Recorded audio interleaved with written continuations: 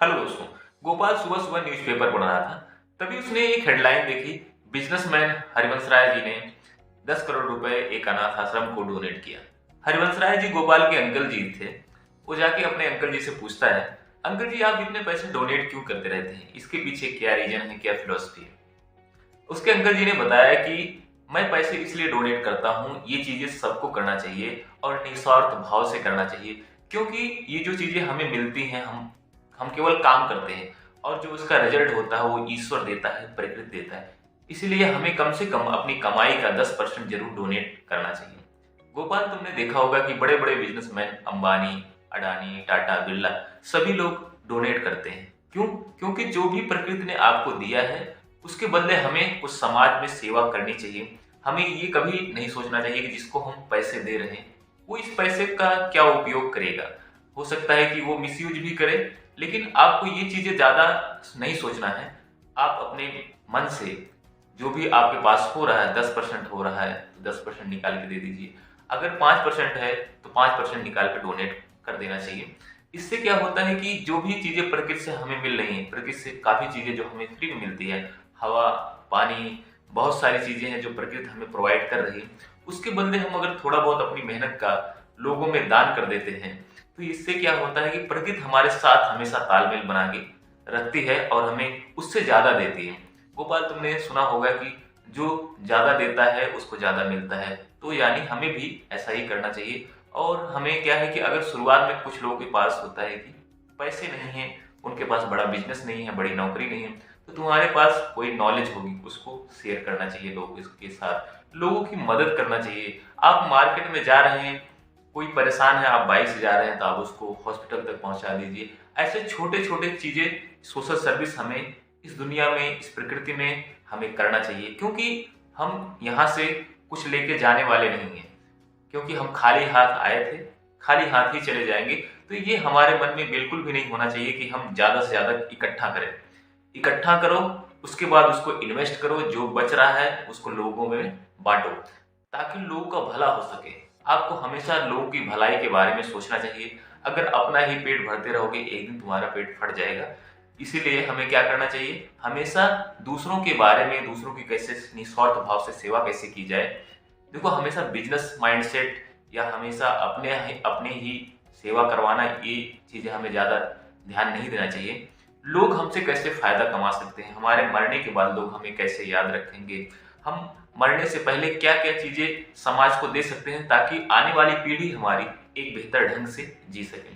तो गोपाल, तुम्हारा भी माइंडसेट ऐसा ही होना चाहिए। अभी मान लो तुम ज्यादा पैसे नहीं कमा रहे हो, तो जो तुम पढ़ाई कर रहे हो, इंजीनियरिंग लाइन में पढ़ाई कर रहे हो, जो बच्चे पढ़ने में कमजोर हैं उनको कुछ क्लास दो। अगर कोई डिमोटिवेट हो रहा है तो उसको मोटिवेट करो। अगर किसी को पाथ नहीं मिल रहा है, जो चीजें मैं तुम्हें डेली बताता हूँ लाइफ के बारे में, उसको जाके लोगों से शेयर करो ताकि उनकी भी लाइफ सुधर जाए। गोपाल ने कहा कि अंकल जी, आप इतने बड़े बड़े बिजनेसेस करते हैं, हमेशा खुश रहते हैं, लोगों को डोनेट भी करते हैं, इसके पीछे राज क्या है? अंकल जी ने बताया इसके पीछे बहुत सिंपल सा राज है कि मैं पास्ट में और फ्यूचर में ज्यादा थिंकिंग नहीं करता हूँ। मैं अपने अपने प्रेजेंट को आलिंगन देता हूँ, इंजॉय करता हूँ। जो भी चीजें मेरे पास अभी करंट में है उसको मैं ज्यादा फोकस करता हूँ। मैं फ्यूचर प्लानिंग करता हूँ, प्लानिंग करने के बाद मैं अपना काम करता हूँ और जो रिजल्ट होता है वो ईश्वर के ऊपर छोड़ देता हूँ। गोपाल, तुमने सुना होगा कि कर्म हमारे केवल अधिकार में है, फल हमारे अधिकार में नहीं है। इसीलिए हमें अपने कर्म पे फोकस करना चाहिए। हमें गोल जरूर तय करना चाहिए कि मुझे यहाँ तक पहुंचना है, लेकिन अगर उस गोल को आप अचीव नहीं कर पा रहे हो, इसका मतलब है कि आपने उस गोल को अचीव करने के लिए ढंग से मेहनत नहीं किया है। तो इसलिए कभी भी हमें ईश्वर को ब्लेम नहीं करना चाहिए, क्योंकि ईश्वर उतना ही देता है जिस हिसाब से हम मेहनत करते हैं, उससे ज्यादा भी देता है। तो हमें क्या करना चाहिए, अपने काम पे फोकस करना चाहिए। अगर आप इंजीनियर हैं तो आप अच्छी तरीके से, अगर सॉफ्टवेयर इंजीनियर हैं, अच्छी तरीके से कोडिंग करिए। अपने जो भी प्रोजेक्ट आप बना रहे हो उसको अच्छे से बनाइए। अगर आप बिजनेसमैन हैं तो आप अपने बिजनेस में पूरा अपना 100% दीजिए। जब आप 100% अपने बिजनेस में देंगे, जरूर आपका ग्रोथ होगा।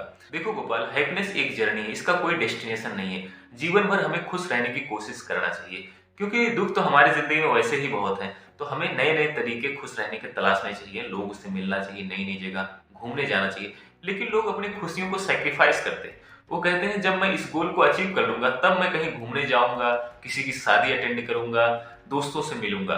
लोग क्या कहते हैं कि जब मेरी अच्छी जॉब लग जाएगी तब मैं कहीं घूमने जाऊंगा, जब मैं एक अच्छी गाड़ी खरीद लूंगा, मेरे अच्छे कपड़े होंगे तभी मैं दूसरों से मिलने जाऊंगा, किसी की शादी अटेंड करूंगा। ऐसा अगर तुम करते भी हो तो एक गोल अचीव करने के बाद कुछ समय बाद तुम्हें लगेगा कि यार ये तो नॉर्मल है, तुम नया गोल बना लोगे। तो इससे क्या होगा कि जीवन भर तुम हमेशा दुखी ही रहोगे। तो जो भी चीजें ईश्वर ने, परमात्मा ने आपको दी हैं, उसको थैंक यू बोलना चाहिए, ईश्वर को थैंक यू बोलना चाहिए, कि कहना चाहिए कि परमात्मा आपने मेरे पास इतनी सारी सुविधाएं दी हैं, खाने पीने की सुविधाएं दी हैं, अच्छे हाथ पैर दिए हैं, आंखें दी हैं, कान दिए हैं। कुछ लोग तो ऐसे भी हैं जिनको ईश्वर ने पैर भी नहीं दिया, किसी को हाथ नहीं दिया, किसी को आंख नहीं दिया। तो ईश्वर को शुक्रिया कहना चाहिए। डेली खुश रहने के बहुत सारे कारण जो आप खोज सकते हैं खुश रहने के। अगर आप दुखी रहना चाहते हैं जीवन भर, तो लोग बहुत ऐसे हैं जो आपको हमेशा दुख में डुबोते रहेंगे। वो बोले कि तुम्हारे पास ढंग के पैसे नहीं हैं, तुम्हारे पास अच्छे कपड़े नहीं हैं, तुम्हारे पास अच्छी गाड़ी नहीं। आप जीवन भर दूसरों से कंपेयर करते रहो और जिंदगी भर परेशान होते रहो। तो हमारे पास जो भी सुविधाएं ईश्वर ने दी हैं उसी में खुश रहने की कोशिश करना चाहिए। अंकल जी ने गोपाल से पूछा, गोपाल जो भी क्वेश्चन तुमने मुझसे किया था उसके आंसर मिले कि नहीं मिले, जिस तरीके से मैंने एक्सप्लेन किया। गोपाल ने कहा कि जो भी क्वेश्चन मैंने आपसे पूछा था आपने बहुत अच्छी तरीके से आंसर दिया। पहला क्वेश्चन मेरा था कि जीवन का अल्टीमेट पर्पज क्या है, तो आपने बताया जो भी चीजें तुम्हें मिली हैं या परमात्मा ने आपको दी हैं उसमें से कुछ चीजें निस्वार्थ भाव से दूसरों की सेवा में लगा देना चाहिए। दूसरा क्वेश्चन मेरा था कि हम जीवन भर खुश कैसे रहें। आपने बताया कि हमें प्रेजेंट में जीना चाहिए, ज्यादा ओवर थिंकिंग नहीं करना चाहिए, फ्यूचर को या पास्ट को सोच के परेशान नहीं होना चाहिए। अंकल ने कहा कि मुझे लगता है आपकी गोपाल आपने बहुत ढंग से सुना मेरी बातों को। दोस्तों हमें भी अपने जीवन में इन बातों को अप्लाई करना चाहिए ताकि हमारी भी जिंदगी बेहतर हो सके। दोस्तों आज के लिए बस इतना ही, मिलते हैं नेक्स्ट वीडियो में।